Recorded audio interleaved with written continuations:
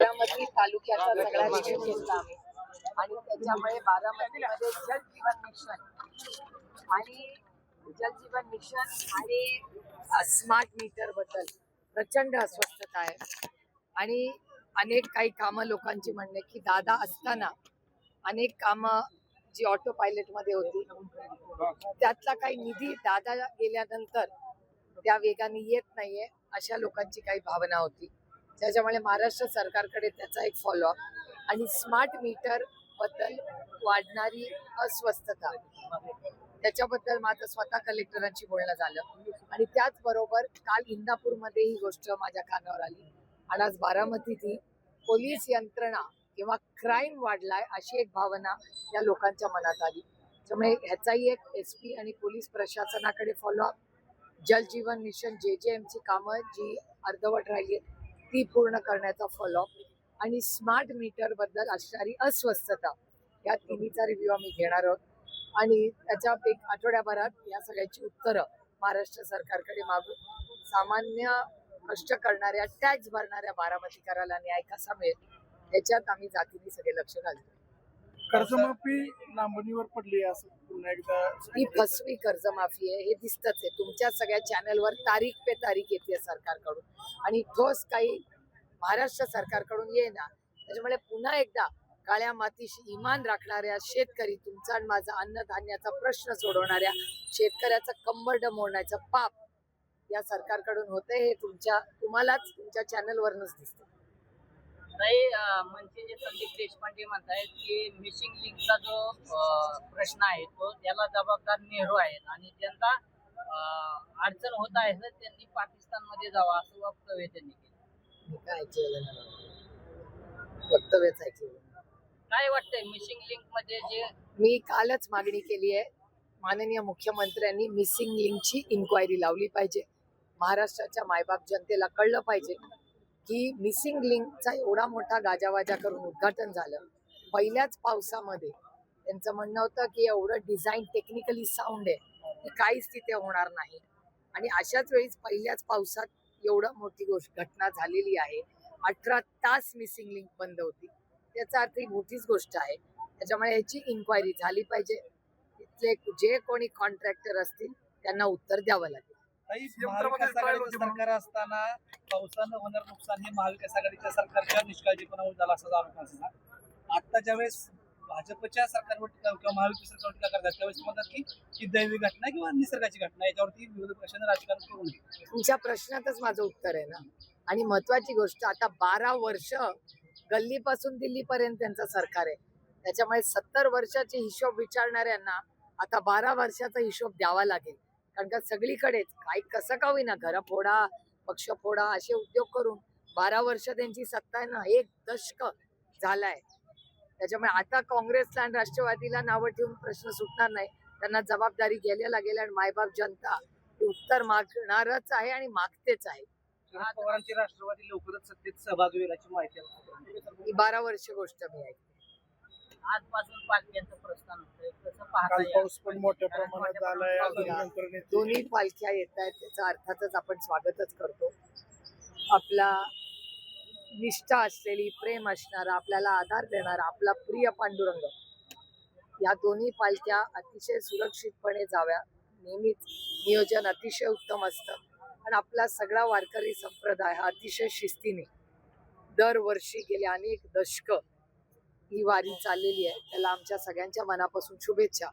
पण हे बोलताना मला जड अंतःकरणाने एकच गोष्ट म्हणावी लागते की आमच्या श्रद्धाचा जसा आमचा पांडुरंग आहे तसंच उज्जैन पासून अयोध्येपर्यंत ही आमची श्रद्धास्थान आहे. आणि ज्या प्रभू श्रीराम आपल्याला सगळ्यांनाच माहिती आहे, ज्यांनी आपल्याला मर्यादा शिकवली. सुषमा जी नेहमी म्हणायच्या पार्लमेंटमध्ये, संसदेत, की मर्यादा पुरुषोत्तम राम, त्या मर्यादा पुरुषोत्तम रामाच्या मंदिरात जो भ्रष्टाचार झालेला आहे, हा गलिच्छ कारभार झालाय, त्याचा आम्ही जाहीर निषेध करतो. यांनी तर रामाला पण आमच्या प्रभू रामाला सोडलं नाही. तुम्ही विचार करा काय पद्धतीने किती गलिच्छ ही घटना आहे. काही गोविंदगिरी महाराज म्हणतात की जे तुम्ही सगळं भेट वस्तू दिलेल्या त्या सगळ्या सेफ आहेत आणि त्यांनी राम भक्ताच्या नावाने एक निवेदन काढलं, परंतु त्या महत्वाच्या लोकांवरती कुठले गुन्हे दाखल झालेले नाहीत आणि वरती दाखल झाले ते पैसे मोजणाऱ्यांवरती दाखल झाले.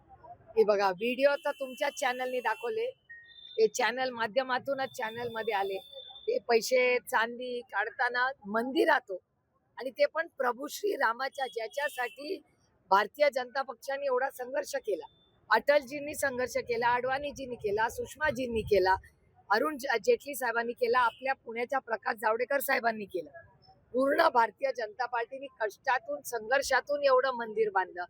त्या प्रभू श्री रामांनी ज्यांनी आपल्याला मर्यादा शिकवली, मर्यादा पुरुषोत्तम राम आहेत ते, त्या मर्यादा पुरुषोत्तम रामाला त्या मंदिरामध्ये जर भ्रष्टाचार होत असेल तर ह्याच्यावर काय बोलणार आपण?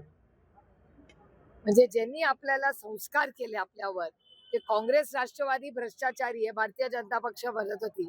मला आज भारतीय जनता पक्षाला विचारायचंय, तुम्ही प्रभू श्री रामाला पण सोडलं नाही. याचं उत्तर त्यांना द्यावं लागेल. आणि संसदेत मी इंडिया अलायन्सला विनंती करणार आहे की पहिली चर्चा 20 तारखेला होईल. त्या 2 विषय असतील, एक सरसकट फसवी जी कर्जमाफी केली ते, आणि प्रभू श्री रामाला जे फसवण्याचं पाप त्यांनी केलंय त्याचं उत्तर फक्त आपल्याला नाही, ज्यांना आस्था आहे, श्रद्धा आहे, आणि ते पण श्रद्धेचं स्थान अयोध्या ते पासून उज्जैन पर्यंत दोन्ही आमची श्रद्धेचं स्थान आहे. भ्रष्टाचाराने बरबटलेलं आहे. खूप दुर्दैव आहे. आम्हाला प्रचंड वेदना आणि दुःख होतं. जयंत पाटील आणि विनोद तावडेंची जी बैठक झाली यामध्ये असं कुठे झाली बैठक? या संदर्भात आम्हाला जयंतरावांची आणि मुंबईत. विनोद तावडेंची बैठक कुठे झाली? मुंबईत. मला नाही माहिती बैठक झालेली, तुमच्याचकडून यामध्ये ऐकते. अशी चर्चा झाली की मी विनोदजी आणि मी अनेक वेळा भेटलेलो आहे. आम्ही दोघं एका कमिटीत आहोत. जॉईंट पार्लमेंटरी कमिटी आहे कॉर्पोरेट लॉची. त्या कमिटीमध्ये मी आणि विनोदजी गेल्या महिन्याभरात 20 वेळा भेटलो असतो. आणि ते एकटेच नाही, भारतीय जनता पक्षाचे अनेक लोक, कारण का सगळ्याच पक्षाचे लोक आहेत. यात असं देखील चर्चेत म्हणलं जाते की राष्ट्रवादी साहेबांच्या गटाला काय मिळलं जाणार आणि कधी एनडीए सोबत जाणार अशी देखील चर्चा झाली. मला खरंच गंमत वाटते. विनोद तावडेंचे माझे फोटो पण मी ट्विट केलेत. माझ्या अकाउंटवर जाऊन बघा. मागच्या आठवड्यात 2 दिवस सलग आम्ही दोघं जॉईंट पार्लमेंटरी कमिटीच्या मीटिंग मध्ये मी आणि विनोदजी होतो.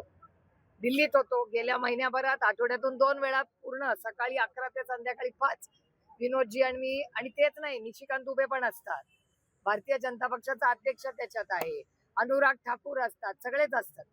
किती अजून नावं सांगू तुम्हाला भारतीय जनता पक्षाची? काँग्रेसच्या सुद्धा असतात. येणाऱ्या कालावधीमध्ये राष्ट्रवादी काँग्रेस पार्टी शरदचंद्रजी पवार पक्ष सत्तेत दिसेल की काय विरोधात? आता कसं कायम कोणी विरोधात असतं काय? तुमची आमची- भूमिका काय असणार आहे? आमची भूमिका ही सर्वसामान्य मायबाप जनतेची सेवा करण्याची आहे. गेले 12 वर्ष आमच्याबद्दल हे सातत्याने बोललं जात आहे. आता पुढची 29 मध्ये हाच कारभार झाला तर अर्थातच काँग्रेस राष्ट्रवादी काँग्रेस पक्षाला आम्हाला लढावंच लागेल आणि सत्ता घ्यावीच लागेल, कारण का ह्यांच्या हातात अशीच सत्ता राहिली तर देव जाणे काय करतील हे लोक. ठीक आहे.